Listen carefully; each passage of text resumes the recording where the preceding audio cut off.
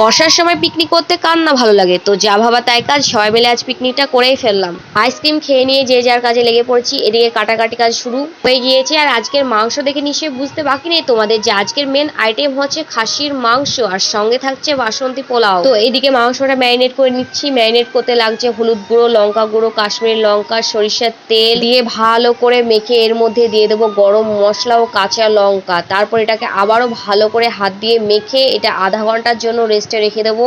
এদিকে সকল মশলাগুলো শিলনোড়ায় বেটে নেওয়া হচ্ছে।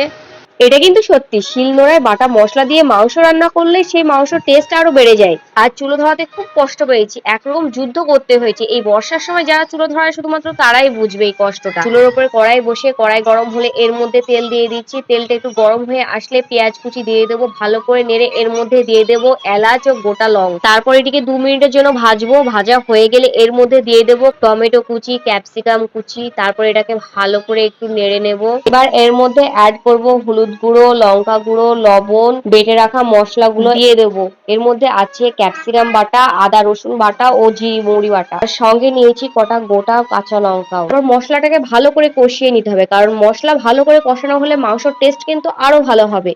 এটা তো তোমাদেরকে বলতে ভুলেই গেছি, আজ কিন্তু সব রান্নাই করছে আমাদের মেজদা ভাই। তো এদিকে আমাদের মশলা কষানো কমপ্লিট। এবার এর মধ্যে মেখে রাখা মাংসগুলো দিয়ে দেবো। মাংস দেওয়া হয়ে গেলে এবার এটাকে ভালো করে কষাতে হবে। এটা কিন্তু বাস্তব, আমাদের মেজদা ভাই কিন্তু খুব সুন্দর রান্না করে। তোমরা চাইলে কিন্তু ওদেরকে ভাড়া করে রান্না করার জন্য নিয়ে যেতে পারো। দেখো এদিকে আমাদের মাংস কষানো কিন্তু কমপ্লিট হয়ে গেছে। মাংস থেকে এত সুন্দর সেন্ট বার হয়েছে যে মেজদা ভাইয়ের আর তর্স হলো না, তাই উনি একটা খেয়েই নিলেন। এবার মাংসতে জল দিয়ে দিয়েছি আর ভেজে রাখা আলুগুলোও দিয়ে দিয়েছি। এবার এটিকে আধ ঘন্টার মতো ঢেকে দেবো। এদিকে বাসন্তী পোলাও রেডি। বাসন্তী পোলাও এর ভিডিওটা আমরা নেক্সট ওদিকে আমাদের বাসন্তী পোলাও রেডি। বাসন্তী পোলাও ভিডিও আমরা নেক্সট পার্টে দেবো। দেখো আমাদের মাংসটা হয়ে গিয়েছে, কত সুন্দর কালার এসেছে, তোমরাই দেখো। তো এবার মেজদা ভাই খেয়ে বলবে যে কেমন হয়েছে।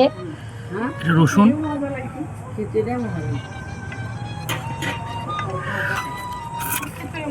খুবই সুন্দর হয়, দুর্দান্ত টেস্টি। অমাইক